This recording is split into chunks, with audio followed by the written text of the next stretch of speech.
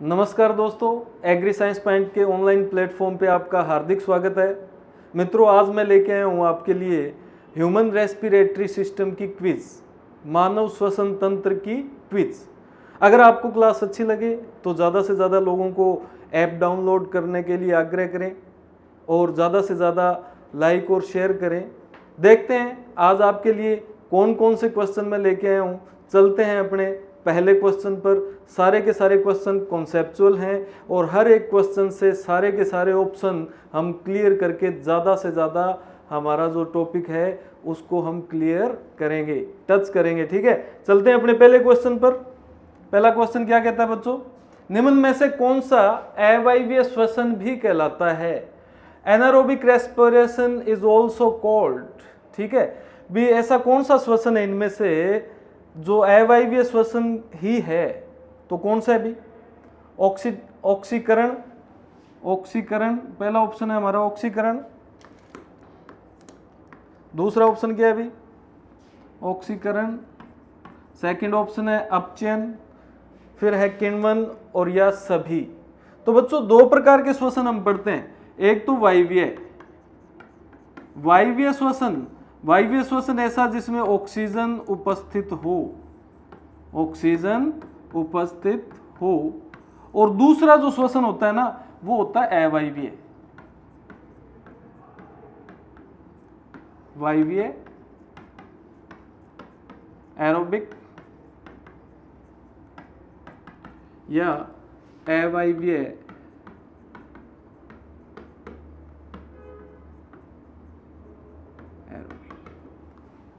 तो आपको मैं डायरेक्ट बता देता हूं भी, ये जो हमारी C6H12O6 है, ग्लूकोज जो है, अगर ये ऑक्सीजन से क्रिया करेगी और अगर ये ATP, ज़्यादा ATP बनाए प्लस CO2 बने प्लस जल बने, अगर ऑक्सीजन उपस्थित है तो ये वायवीय श्वसन कहलाता है भी।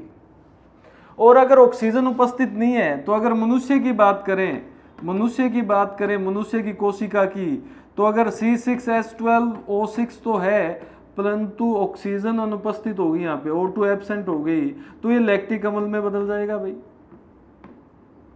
लैक्टिक अम्ल, लैक्टिक एसिड, लैक्टिक एसिड जो कि पेशियों में दर्द उत्पन्न करता है। तो ये भी स्थितियां पैदा नहीं होनी चाहिए। अगर ऑक्सीजन आपकी कोशिकाओं में नहीं है तो ये लैक्टिक एसिड में कन्वर्ट हो जाएगा, वो क्रैम्प्स क्रिएट करेगा मसल्स में। इसके अलावा अगर इंडस्ट्रीज में देखें, उद्योगों में देखें, हम उद्योग वाले क्या करते हैं भी, ग्लूकोज तो लेते हैं और उसमें O2 एब्सेंट कर देते हैं और कोई सूक्ष्म जीव जैसे ईस्ट मिला देते हैं, तो ये बच्चों C2H5OH में बदल जाता है, यानी एथिल अल्कोहल में, एथिल अल्कोहल में। तो ये जो क्रिया है इंपॉर्टेंट है भी, बहुत बार आया है क्वेश्चन, ये जो क्रिया है ये कहलाती है किण्वन। क्या कहलाती है? किण्वन या फर्मेंटेशन भी बोलते हैं इसको। तो ये फर्मेंटेशन की प्रक्रिया है जिसमें O2 एब्सेंट है। O2 एब्सेंट होगी तो ये भी कौन सा रेस्पिरेशन हो गया भी? Anaerobic respiration. और भी कई एग्जांपल है किण्वन के, जैसे दूध से दही का बनना। दूध से किसका बनना? दही का।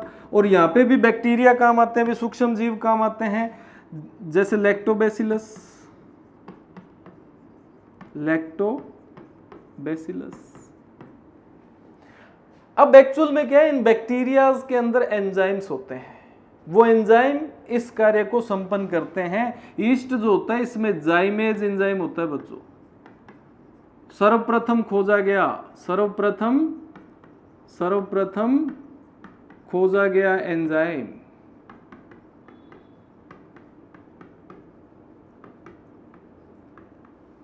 तो ईस्ट में जाइमेज एंजाइम होता है जो ऑक्सीजन की अनुपस्थिति में ग्लूकोज को एथिल अल्कोहल या इसको शराब भी कह सकते हैं बच्चों, शराब में बदल देता है।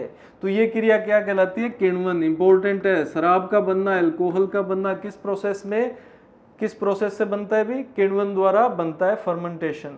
और दूध से दही भी, इसका भी बनना क्या कहलाता है, किण्वन कहलाता है।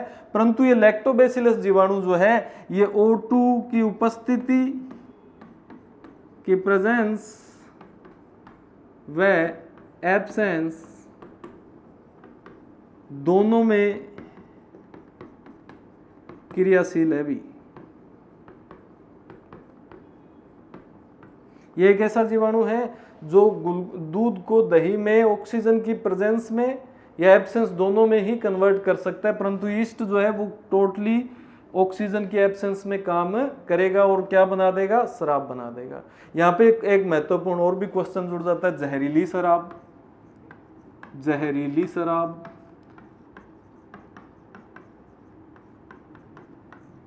CH3OH, या इसको बोलते हैं मैथिल अल्कोहल।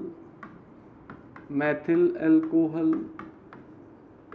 तो भाई कई बार जो रॉ मटेरियल है गलत तरीके से शराब बनाने, ब्लैक में बेचने के लिए लोग बनाते हैं, तो कई बार मैथिल अल्कोहल भी बनती है जिसको पीने के बाद सुबह फिर न्यूज़ में ही खबर आती है भी इतने मर गए। हालांकि इसके कई सिम्टम्स हैं, पहले व्यक्ति मतलब बेहोश होता है, फिर अंधा होता है, और फिर जो तीसरा ज़्यादा पीने पर मर भी सकता है। परंतु भारत में ज़्यादातर खबरें कौन सी आती हैं, मरने वाली आती हैं, तो मतलब कुछ ज़्यादा ही ले लेते हैं। तो ये है किण्वन, तो यहाँ पे ध्यान रखना। अब चलते हैं अपने क्वेश्चन पर। भी अपने क्वेश्चन में हमसे क्या पूछा गया है, तो हमसे पूछा गया है भी कौन सा अवायवीय श्वसन भी कहलाता है, इनमें से कौन सा कहलाता है, ऑक्सीकरण नहीं जी, जिसमें ऑक्सीजन, यहाँ तो ऑक्सीजन उपस्थित है। अपचयन एक अलग अभिक्रिया है, रिडक्शन।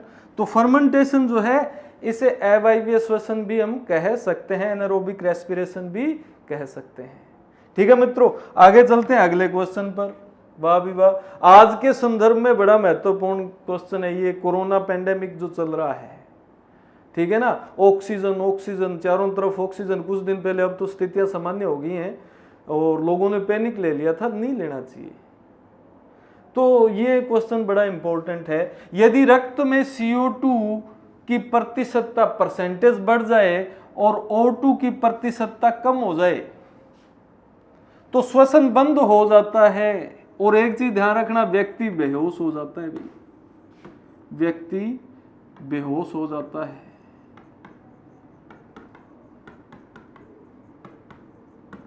और जल्दी समाधान न किया जाए तो व्यक्ति मर भी सकता है, परंतु इतनी जल्दी नहीं, इतनी जल्दी नहीं भी। ऑक्सीजन लेवल, बंदे कम ऑक्सीजन लेवल पर भी सरवाइव कर जाते हैं। विल पावर अच्छी होनी चाहिए, घबराना नहीं चाहिए कभी भी।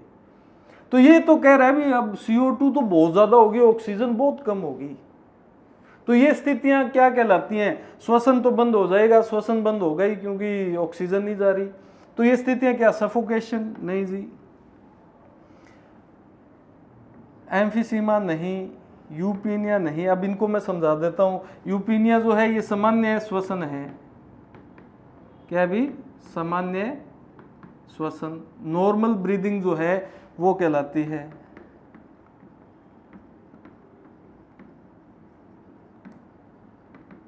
ये एम्फीसीमा जो है ये वायुकुप्पिकाओं का नष्ट होना कहलाता है भी, वायुकुप्पिकाओं का नष्ट होना। अगर उनकी वॉल डिस्ट्रॉय हो गई एल्वियोलिस की, ठीक है, तो उसको एम्फीसीमा कहते हैं। सफोकेशन आपको पता ही है, दम घुटना, मतलब आप किसी बंद जगह पर फंस गए, धुआं आ गया इत्यादि। तो ये एफिक्सिया जो है ये स्थिति कहलाती है भी यदि O2 की प्रतिशतता रक्त में कम होगी और CO2 की ज्यादा होगी तो व्यक्ति बेहोश हो जाता है। उस कंडीशन को क्या बोलते हैं, asphyxia. It is the part of hypoxia. Hypoxia मतलब ऑक्सीजन की कमी, ऑक्सीजन की कमी। वातावरण की ऑक्सीजन जा तो रही है परंतु उसका यूटिलाइजेशन बॉडी नहीं कर रहा है, वो फेफड़ों में ही कहीं ना कहीं रुक गई है। यदि फेफड़ों में इन्फेक्शन है, फेफड़े आपके किसी वायरस से भरे हुए हैं, कोई लिम्फ इत्यादि वहाँ पे फ्लूइड जो है भरा हुआ है, तो ऑक्सीजन आगे नहीं जाएगी। तो ये कंडीशन फिर आ सकती है, परंतु इतनी जल्दी नहीं, इसलिए धैर्य बनाना अत्यंत आवश्यक है। इस क्वेश्चन को ध्यान से देख लेना भाई, ठीक है। आगे चलते हैं नेक्स्ट क्वेश्चन पर बच्चों। अगला क्वेश्चन, तीसरा क्वेश्चन क्या कहता है, उत्श्वसन में छोड़ी गई CO2 की मात्रा। जब हम एक्सपिरेशन करते हैं, एक्सपायर्ड एयर जो है उसमें CO2 की वॉल्यूम हमसे पूछे कितने %, तो इसको तो मैं कंप्लीट ही आपको समझा देता हूं। देखो बच्चों, जो एनवायरमेंटल एयर है, जो वातावरण वायु है, वातावरण वायु है, यहाँ पे नाइट्रोजन है, ऑक्सीजन है, CO2 है। अगर कोई वायरस है तो वायरस भी होगा भाई, किसी भी प्रकार की पोल्यूटेंट अगर गैस है तो वो भी इसमें शामिल हो जाएगी। परंतु अभी हम सोच रहे हैं बिल्कुल बढ़िया हाइजेनिक कंडीशन में है, बढ़िया वातावरण में है, तो ये तीनों की तीनों नासिका से होते हुए, ठीक है, कंठ से श्वास नली में, श्वास नली से फेफड़ों में, और फेफड़ों से वायु कूपिकाओं में चली जाती है। अब इस वायु का अंदर जाना है, ये कहलाता है निश्वसन। क्या कहलाता है? निश्वसन। और एक बार में लगभग 500 ml वायु घटक जाते हो भी आप, आधा लीटर। अब सारी गैसें गई, नाइट्रोजन भी गई, ऑक्सीजन भी गई और CO2 भी गई। परंतु फेफड़ों में यहाँ पे क्या होता है, ऑक्सीजन जो है केवल 4% ऐड होती है भी।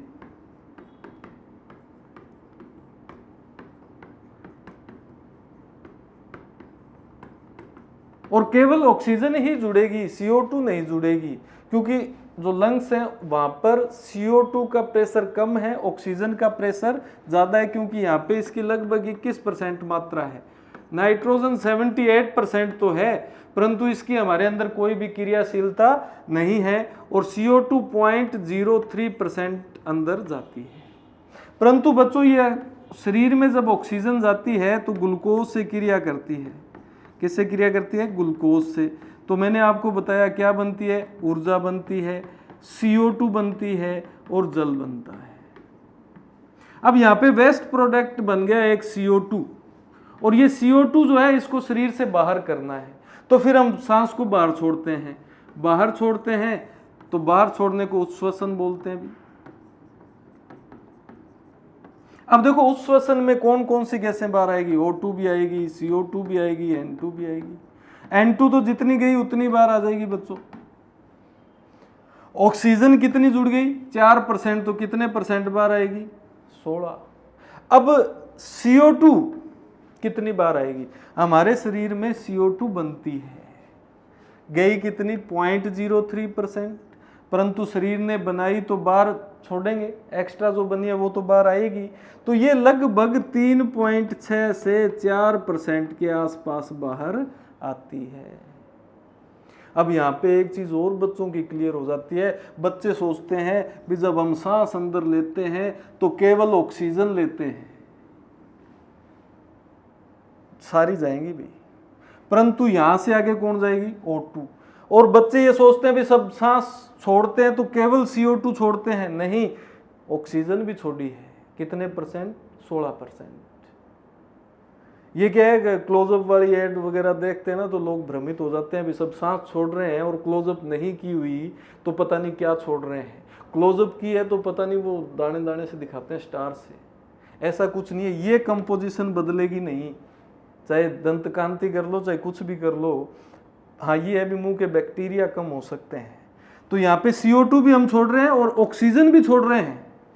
इसीलिए जब पानी में डूबे हुए व्यक्ति को निकालते हैं तो उसके मुंह में हवा मारते हैं, आर्टिफिशियल ब्रीदिंग करवाने की कोशिश करते हैं, तो उसको हम क्या देना चाहते हैं? ऑक्सीजन। अरे ऑक्सीजन छोड़ेंगे नहीं तो देंगे क्या CO2?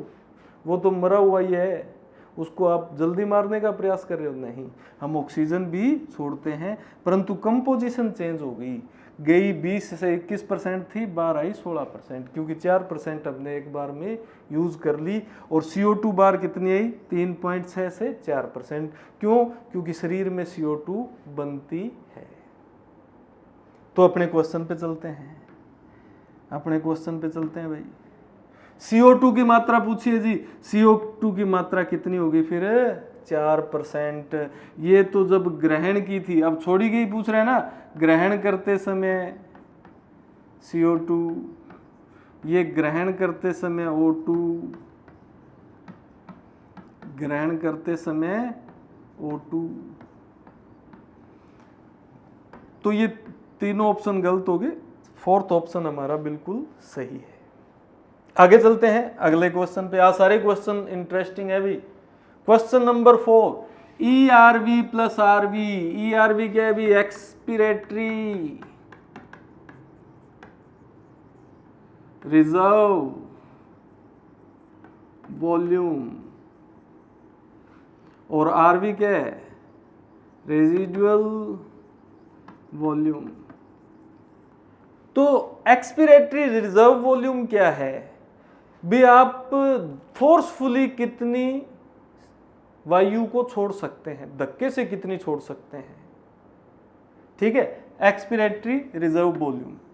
तो भाई फोर्सफुली अगर आप देखेंगे तो आप लगभग 1100 ml के आसपास छोड़ेंगे फोर्सफुली, नॉर्मल जब सांस छोड़ते हैं उसके अलावा। और रेजिडुअल वॉल्यूम क्या है? फोर्सफुली छोड़ने के बाद भी, ठीक है, फोर्सफुली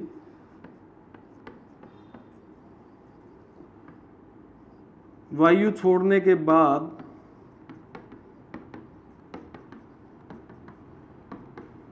फेफड़ों में बची वायु। अब आप सोच रहे होंगे जी फोर्सफुली छोड़ दी तो फिर बचा क्या? बची रहती है भैया, वैक्यूम हो जाएगा, नहीं तो अगर सारी छोड़ दी तो वायु कूपिकाएं पिचक जाएंगी और मर जाएंगे। तो फोर्सफुली छोड़ने के बाद भी बच जाती है भैया, और लगभग 1100 ml ये बच जाती है, 1100-1200 भी बच सकती है। तो ये कह रहा है भी इन दोनों का, ये दोनों किसके बराबर होंगे? फोर्सफुली छोड़ी हुई वॉल्यूम प्लस फोर्सफुली छोड़ने के बाद बची हुई वॉल्यूम। तो ये होती है भी फंक्शनल रेजिडुअल कैपेसिटी।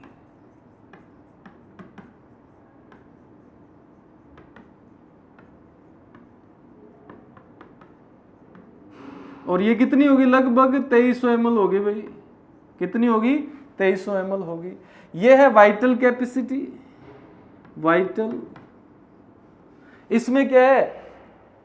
धक्के से खींची हुई वायु को भी सम्मिलित कर लेंगे, फोर्सफुली आपने कितनी खींची, साथ में टाइडल वॉल्यूम कितनी है, यानी नॉर्मल आप कितनी लेते हैं मैंने बता दिया 500, धक्के से कितनी खींच लोगे तो 500 पर प्लस धक्के से आप 2500 खींच सकते हैं अभी,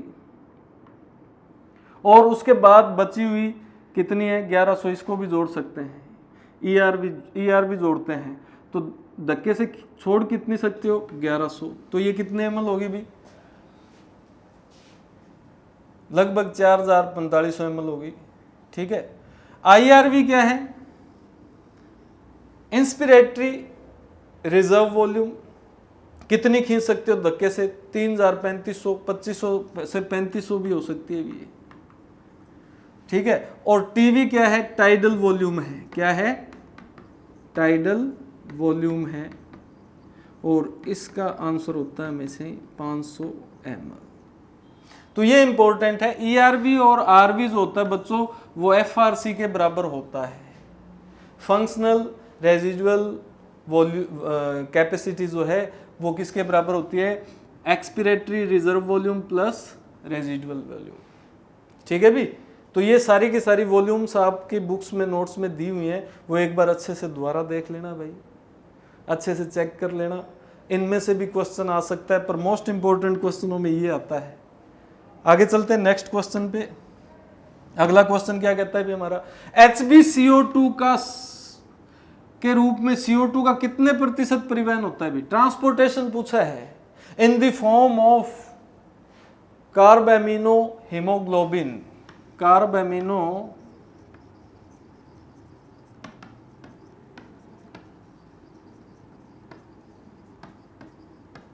हीमोग्लोबिन, इसकी इस रूप में HbCO2।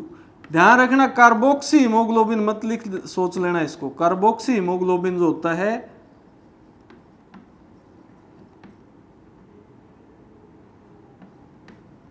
वो होता है HbCO। HbCO जब कार्बन मोनोऑक्साइड हीमोग्लोबिन से जुड़ जाती है तो कार्बोक्सी हीमोग्लोबिन बनता है, व्यक्ति की मृत्यु हो सकती है। ये पूछ रहे भी CO2 किस रूप में बाहर आती है, किन किन रूप में बाहर आती है और कितने प्रतिशत के अनुसार। तो देखो भाई बच्चों, जो कोशिका है इससे जब CO2 जो बाहर आती है 3 रूप में ये ट्रांसफर होती है। एक तो प्लाज्मा में घुलित अवस्था में, प्लाज्मा में घुलकर डिसॉल्व इन प्लाज्मा, एक ये HbCO2 के रूप में, और थर्ड जो है बाइकार्बोनेट के रूप में, तीनों रूप में। तो यहां पे प्लाज्मा में घुलकर ये 7% के आसपास आती है और HbCO2 के रूप में ये लगभग 23% के रूप में बाहर आती है, और बच गया बाइकार्बोनेट तो देख लो भाई 70%। तो आपसे ये भी क्वेश्चन आ सकता है भी सर्वाधिक किस रूप में, सर्वाधिक CO2 का परिवहन किस रूप में होता है? बाइकार्बोनेट के रूप में होता है। किस रूप में होता है? बाइकार्बोनेट के रूप में होता है। तो इसको ध्यान से देख लेना भाई बच्चों। आगे चलते हैं नेक्स्ट क्वेश्चन पर। अगला क्वेश्चन क्या कहता है?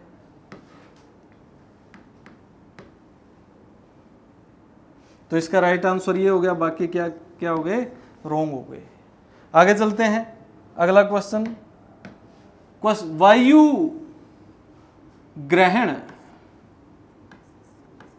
वायु ग्रहण करते समय तनुपट डायफ्राम जो है, इन इंस्पिरेशन डायफ्राम बिकम, देखो भाई नॉर्मल कंडीशन में डायफ्राम ये होता है, ठीक है, गुमदाकार या कन्वेक्स फॉर्म में होता है, ठीक है। परंतु जब हम इंस्पिरेशन करते हैं तो बच्चों ये इस प्रकार से फ्लैट हो जाता है। क्या हो जाता है? फ्लैट हो जाता है। तो इसका राइट आंसर क्या होगा? चपटा या फ्लैट। गुमदाकार सामान्य स्थिति में होता है बच्चों, और वायु ग्रहण करते समय कैसा हो जाएगा? ये फ्लैट हो जाएगा। तो डायफ्राम जो है इसकी संख्या एक ही होती है भी। संख्या कितनी होती है हमारे अंदर? एक। संख्या कितनी बच्चों? एक। अगला क्वेश्चन, क्वेश्चन नंबर 7 क्या कहता है भाई? फेफड़ों की कुल क्षमता है, टोटल लंग कैपेसिटी जो है, ये डायरेक्ट पूछा है तो ये ध्यान रखना, इंपॉर्टेंट क्वेश्चन है। 5800 ml होती है बच्चों। कितनी होती है? 5800 ml होती है। ये तीनों के तीनों ऑप्शन क्या हो गए? गलत हो गए। ये मैंने आपको बता ही दिया था अभी, FRC की वॉल्यूम है, ठीक है। किसकी वॉल्यूम है? FRC की। अगला क्वेश्चन, फेफड़ों के लघु फेफड़े, मिनिएचर लंग्स पूछ रहा है बच्चों। मिनिएचर लंग्स कौन सा इसमें से? श्वसनिकाएं, वायुकुपिकाएं या श्वास नली? ब्रोंकी अभी ब्रांची नहीं है। Bronchioles, alveolis, trachea. तो ज़्यादातर लोगों बच्चों को पता लग ही गया होगा भाई, ये वायुकुपिकाएं होती हैं। लगभग 300 मिलियन वायुकुपिकाएं दोनों फेफड़ों में होती है भी।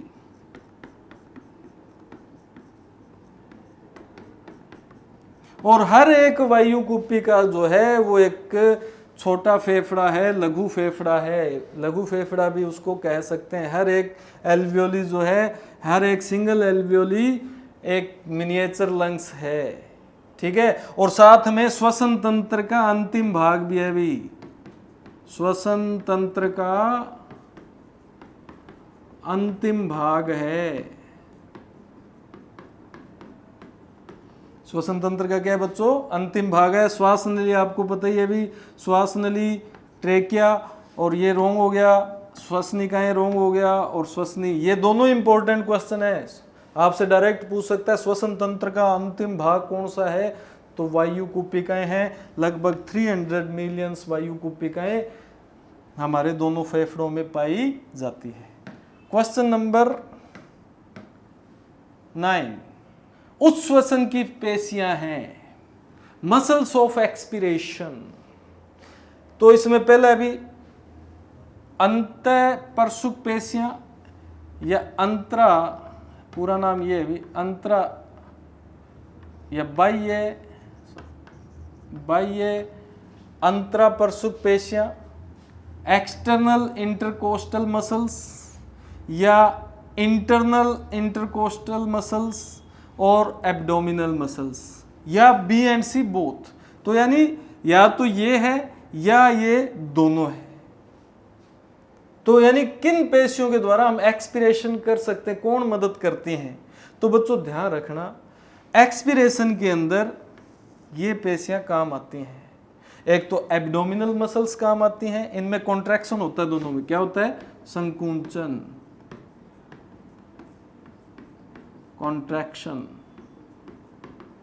और ये मसल्स जो हैं एक्सटर्नल इंटरकोस्टल्स जो है, ये इंस्पिरेशन मसल्स हैं, अंतःश्वसन या निश्वसन करने में इनमें संकुंचन होता है। ठीक है, तो ये ध्यान रखना, ये दोनों की दोनों एक्सपीरेशन मसल्स हैं, मसल्स ऑफ एक्सपीरेशन है। उस श्वसन की पेशियां हैं कौन कौन सी, एक तो अंतःपरसुक पेशियां और दूसरी एब्डोमिनल मसल्स। आगे चलते हैं नेक्स्ट क्वेश्चन पर। अगला क्वेश्चन क्या कहता है भाई, बड़ा ही सिंपल सा सीधा पूछा है, आरक्यू किससे मापा जाता है इनमें से, हाइड्रोमीटर नहीं जी, आर्द्रता मापता है, आर्द्रता मापी है। हेमोसाइटोमीटर नहीं जी, क्या मापता है भाई, रक्त का मापन।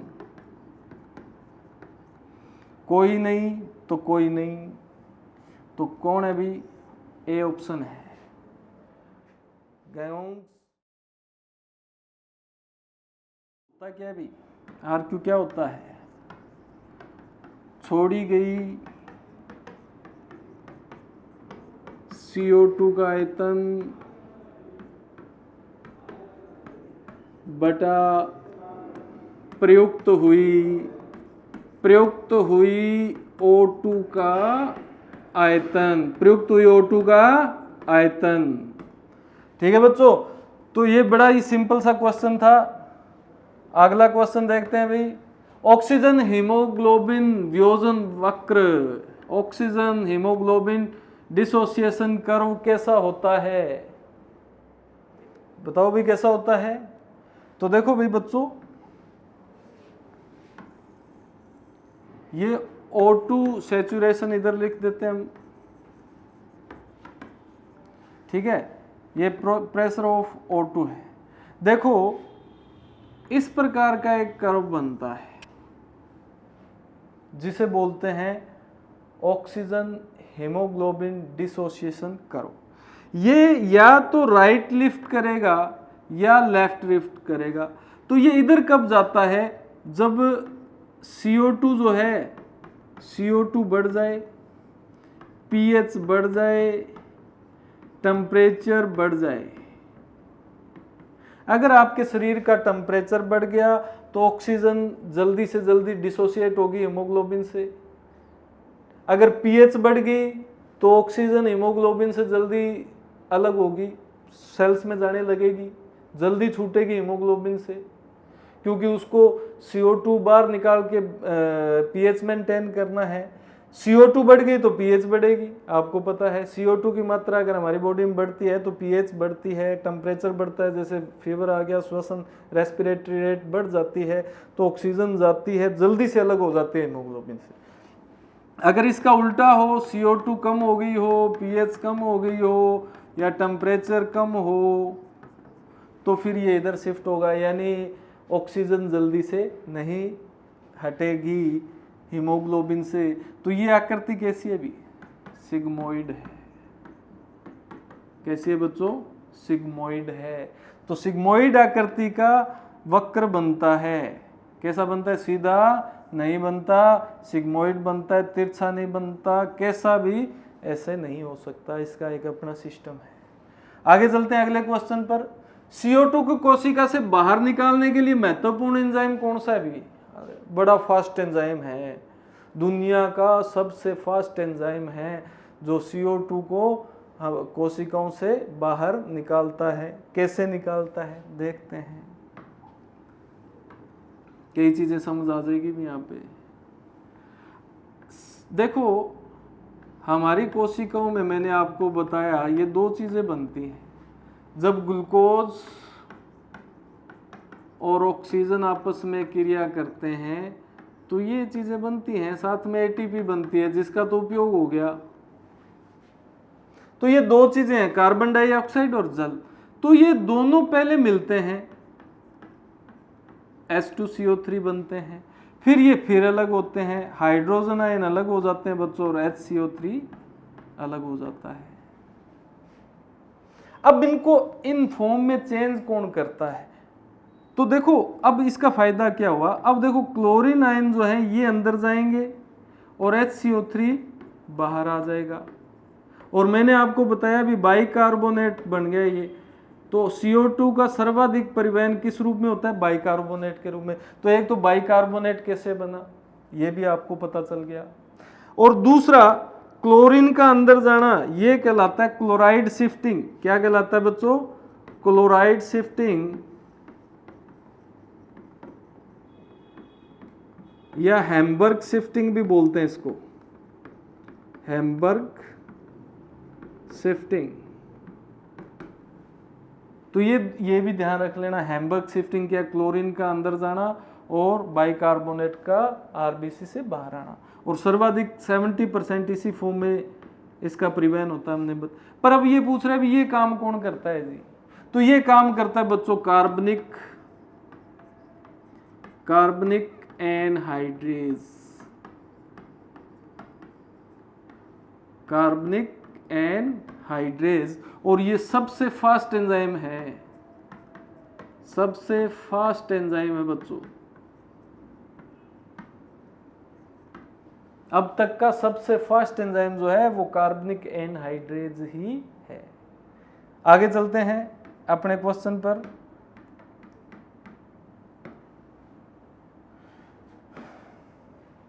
तो कौन है भाई? Carbonic anhydrase. हेक्सोकाइनेज नहीं है, ऑक्सीडेज नहीं है, सभी तो फिर हो ही नहीं सकते। अगला क्वेश्चन क्या कहता है भी? श्वास नली में भोजन के प्रवेश को रोकता है, कौन प्रिवेंट करता है भी? फूड जो है वो ट्रेकिया में न जाए, फूड जो है वो ट्रेकिया में न जाए। तो कौन करता है भी? कार्टिलेज वल्य नहीं जी। तो देखो बच्चों इस प्रकार की संरचना है,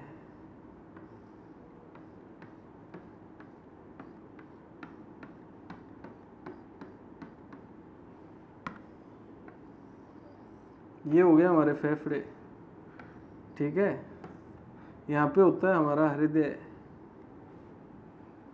ये श्वास नली है। और इस श्वास नली में इस प्रकार की रिंग्स पाई जाती है जिन्हें हम बोलते हैं क्या? कार्टिलेज वल्य। और ये कार्टिलेज वल्य जो है ये श्वास नली को पिचकने से बचाते हैं भी, श्वास नली को पिचकने से बचाते हैं।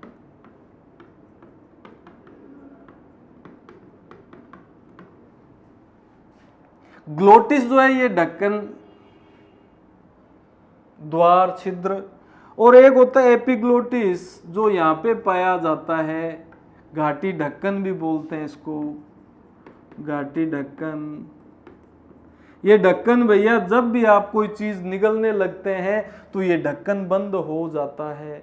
ढक्कन बंद हो जाता है तो भोजन का कण अंदर नहीं जाएगा। आप देखो जब भी आप कुछ चीज निगलने लगते हैं तो कुछ क्षण के लिए हमारा गैसों का आदान प्रदान रुक जाता है। क्यों? क्योंकि ये ढक्कन बंद हो गया। और इस ढक्कन का काम है भी आप निगलते समय कहीं फूड जो है वो इसमें न चला जाए, मर जाएंगे। तो भगवान ने पूरी सुरक्षा दी है। अगर ये भाई कहीं पिचक न जाए तो उन्होंने कार्टिलेज वल्य लगा दिए, पिचकने नहीं देते। तो इसका राइट आंसर क्या हो गया? घाटी ढक्कन या एपिग्लोटिस, ये है ग्लोटिस और ये है एपिग्लोटिस, ठीक है। और यहाँ पे होती है वायु कुपिकाएं, सबसे अंतिम भाग वायु कुपिकाएं, और ये है हमारी श्वसनी और ये है श्वसनिया ब्रोंक्योल, ठीक है। तो वायु कुपिकाएं ये हो गई भाई, अंगूर के गुच्छा होता है ना उसकी जैसी संरचना होती है, वायु कुपिकाएं, एल्वियोलीज, एल्वियोलीज। तो ये थे मित्रों आज के हमारे 13 क्वेश्चन। नंबर देखें तो 13 है। टोटल मल्टीप्लाई आप खुद कर लेना, हमने कितनी बात की है। मैक्सिमम हमने हर चीज़ को टच किया है, मैकेनिज्म को, जो वॉल्यूम्स है उनको, ठीक है, और जो स्ट्रक्चर है, संरचना है, उसको। प्रयास यही रहा था। लगभग हमारे टॉपिक्स जो हैं मेरे हिसाब से क्लियर हो गए हैं। अच्छे से तैयारी करना, ज़्यादा से ज़्यादा लोगों को ऐप डाउनलोड करवानी है। अगर पसंद आए तो हमारा हौसला ज़रूर बढ़ाइएगा। नई क्लास में नई क्विज़ के साथ मिलेंगे, तब तक के लिए धन्यवाद, नमस्कार।